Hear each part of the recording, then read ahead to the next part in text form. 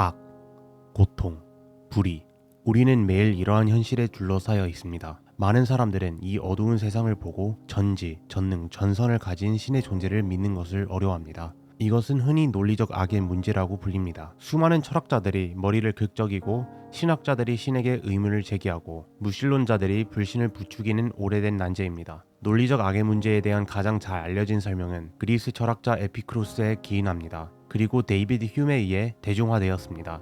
논리적 악의 문제는 다음과 같이 설명됩니다. 전지전능하고 선한 신이 존재한다면 악이 존재하지 않을 것이다. 이 세상에는 악이 존재한다. 그러므로 전지전능하고 선한 신이 존재하지 않는다. 이 문제는 너무 심오해서 모든 반론을 분류하는 특정 단어가 만들어졌습니다. 우리말로는 신정론으로 번역되었지만 이 단어는 최초로 고트프리드 라이브니츠에 의해 신의 정당함을 주장하는 이론이라는 뜻을 가진 독일어 띠오드제로 만들어졌습니다. 신정론 중에는 악은 필연적으로 존재한다는 이론, 악은 단순히 선의 부재로 존재한다는 이론, 악은 실제로 존재하지 않고 환상에 불과하다는 이론이 포함되어 있습니다. 이 모든 주장에는 장단점이 있습니다. 그러나 현대의 미국 철학자 엘빈 플랜팅가는 악의 문제를 반증하기 위해 신정론이 반드시 필요하지 않다고 주장했습니다. 플랜팅가는 유신론자인 크리스천임에도 불구하고 자신의 견해가 나는 모른다 라고 시작됩니다. 악의 문제에 대한 플랜팅가의 반론은 어떻게 악에도 불구하고 신이 존재할 수 있는지 정당화하는 데 있어 놀라울 정도로 확고하지 않습니다.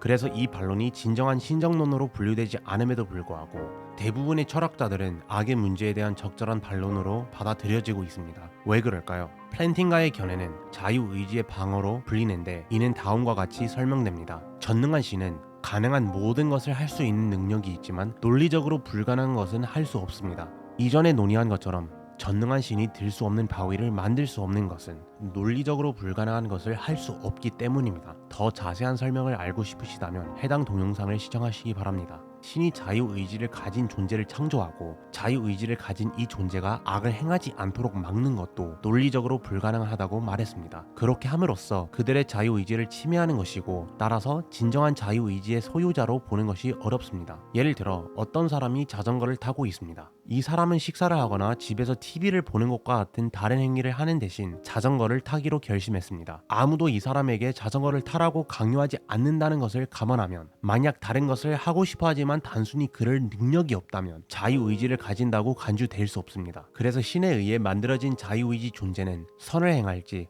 악을 행할지에 대한 선택은 진정으로 자유의지를 가진 존재에게 달려 있습니다. 이를 막으면 자유의지를 가지지 않게 되는 것입니다. 하지만 신은 자유의지도 없고 악도 없는 세상을 만들 수 없었을까요? 아마도 자유의지는 그만큼 큰 선이어서 비록 자유의지에서 악을 배제할 수는 없지만 자유의지와 악을 모두 갖춘 세상이 둘 다 없는 세상보다 신이 보기에 더 큰 가치가 있을 수 있습니다. 그렇다면 자유의지의 방어는 왜 신정론이 아닌가요? 간단히 말해서 자유의지의 방어는 신이 이러한 사고방식을 반드시 가졌을 거라고 주장하지 않습니다.